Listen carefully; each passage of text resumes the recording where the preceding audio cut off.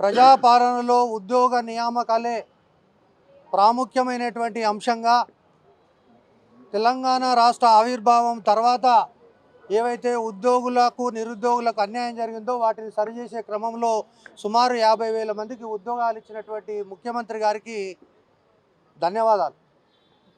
అదేవిధంగా దాదాపు 10 సంవత్సరాల తర్వాత 2008 తర్వాత ఒక్క జూనియర్ లెక్చరర్ పోస్టు కూడా మంజూరికి నోచుకోనేటువంటి పరిస్థితులలో, ఇంటర్మీడియట్ విద్య మొత్తం కూడా కూనరిల్లినటువంటి పరిస్థితులలో 1100 పోస్టులు మంజూరు చేసి ఈరోజు ఉటావుటిన నియామకాలు జరిపినటువంటి ముఖ్యమంత్రి గారికి యొక్క స్ఫూర్తికి భిన్నంగా ఈరోజు ఇంటర్మీడియట్ విద్యలో ఉండేటటువంటి అధికారులు ఎవరైతే ఉన్నారో ఈ యొక్క 1100 మంది యొక్క జీవితాలు ఈరోజు ముఖ్యమంత్రి గారు ఏ 10 నియామకాలు ఉన్నా తను స్వహస్తాలతోటి వాళ్ళందరినీ కూడా వాళ్ళ కుటుంబ సభ్యులను పిలిచి సంబరాలుగా జరుపుతున్నటువంటి సందర్భంలో మరి జూనియర్ కళాశాల అధ్యాపకులకు సంబంధించి ఈరోజు దాదాపు 600 వేకెన్సీలు ఇప్పటికీ కూడా అధ్యాపకుడు లేనటువంటి కళాశాలలు ఉన్నాయి, సబ్జెక్టు లేనటువంటి కళాశాలలు ఉన్నాయి.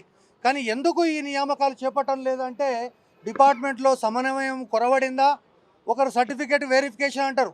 ఇంతవరకు ఇంటర్మీడియట్ విద్యా చరిత్రలో ఎన్నడూ కూడా సర్టిఫికేట్ వెరిఫికేషన్ చేయలేదు.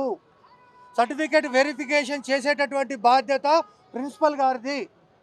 ఆ ప్రిన్సిపల్ గారు ఖచ్చితంగా సర్టిఫికేట్ వెరిఫై చేసే వీళ్ళని తీసుకుంటారు. 2004లో అదే జరిగింది, 2002లో అదే జరిగింది, 2008లో అదే జరిగింది, 2012లో అదే జరిగింది. కానీ ఇప్పుడు కొత్తగా సర్టిఫికేట్ వెరిఫికేషన్ అంటే మరి పబ్లిక్ సర్వీస్ కమిషన్లో సర్టిఫికేట్ వెరిఫికేషన్ చేసినప్పుడు ఇంటర్మీడియట్ బోర్డు అధికారులు కూడా ఆ సర్టిఫికేట్ వెరిఫికేషన్లో పాల్గొన్నది నిజమా కాదా?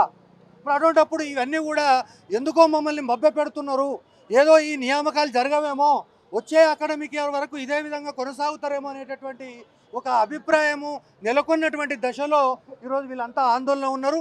దయచేసి ఈ ఇష్యూని ప్రభుత్వం యొక్క ప్రతిష్ట దిగజారకుండా ఇంటర్మీడియట్ బోర్డు అధికారులు దీన్ని సమస్యను సామరస్యంగా పరిష్కారం చేయాలని చెప్పి నేను డిమాండ్ చేస్తున్నాను.